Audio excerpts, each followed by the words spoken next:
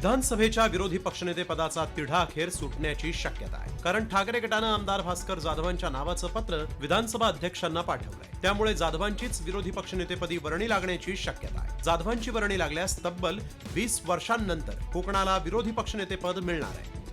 विरोधी पक्षनेतेपदासाठी विधानसभेतील संख्याबळाच्या 10% आमदार असणं गरजेचं असतं। मात्र मवियातल्या कोणत्याही पक्षाला 10% जागा जिंकता आलेल्या नाहीत।